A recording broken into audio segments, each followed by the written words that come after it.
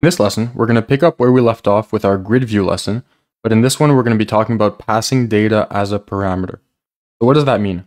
Well, in our dogs example, it would make sense for me to want to set it up in a way that if the user clicked on one of these dogs, it takes you to a page where there's more information about the dog. Maybe its name, its breed, its age, and a description. But how do we achieve that?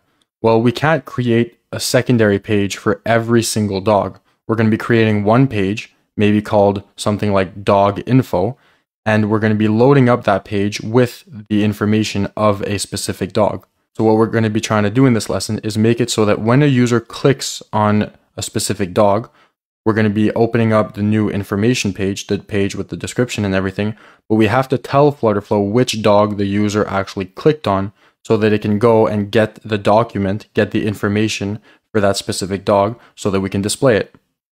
So jumping back into Flutterflow, I'm going to create a new page and I'm going to call it dog info.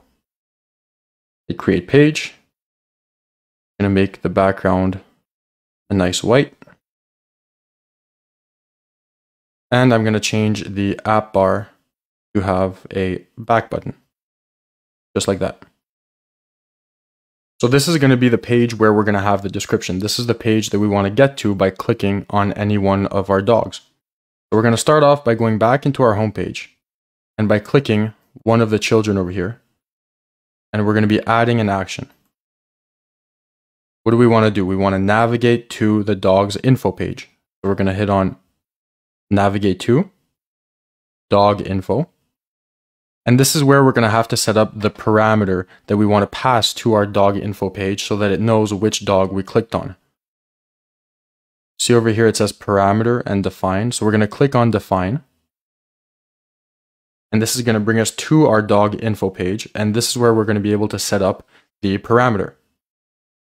So if we click up here on add parameter, I usually like to write receive something because this is the receiving end of your parameter. So here I'm going to write receive dog. The type is going to be a document reference. We're going to be getting the address of the dog document, not the dog document itself. So we're going to click on document reference. The collection type is our dogs collection. And then we can hit confirm. And this is going to jump us back to our action, our navigation action that we were setting up before. So just like that, we're back into our action flow editor. And then we're going to click on pass over here to define which parameter we want to pass on to our dog info page. We are passing it to receive dog. And what we're trying to pass, see, it's telling us over here that it's looking for a document reference for the dogs collection. We're going to set its value to our dog document from our grid view query. And what are we going to be passing? The reference, the address to that dog document. We're passing the address to that document to the next page so that it knows which dog we're talking about. And hit confirm. So that's great. So now Flutterflow is going to know that when we click on one of our dogs, it's going to navigate us to our dog info page, and it's going to have the address of the dog that we're talking about. But it's not going to have the dog document itself. It's not going to know what its name is. It's not going to know what its picture is, what its breed is, and so on. So there's one more step that we have to do to set this up. We're going to go over here into our dog info page. And on our page itself, we're going to add a backend query. But this time, we're not going to be querying a collection. We don't want to get our entire dog collection. We're going to be clicking on document from reference, right? Because now we've received the reference, we've received the address of our dog document. We want to basically unbox or gain access to the document at that address, to the document from that reference. So we're going to click on this. The collection is our dogs collection. And the value is going to be from our receive dog parameter. Hit confirm. and confirm. So now this page, this dog info page, will have access to the actual document. Because we're doing that document from reference query on our page, it's going to have access to the document itself. So it's going to be able to access its name, its breed, its age, and any other info that we have in there.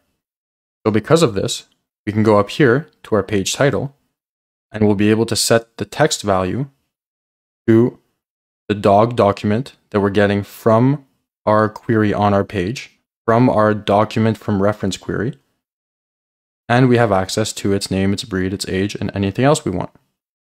We're going to set this to its name. Then in our column, I'm going to add in an image and 2 more text widgets. I'm just going to set this column to center and add some padding to our elements so that we can see them a little bit better.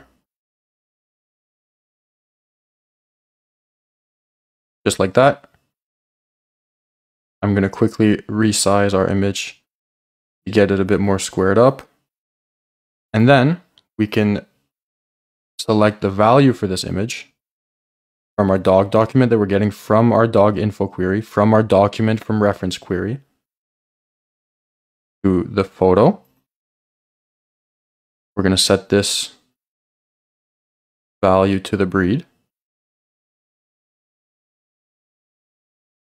And we're going to set the third value. We're going to combine text like we did before.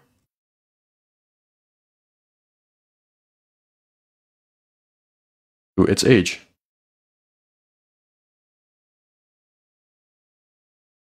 Hit confirm.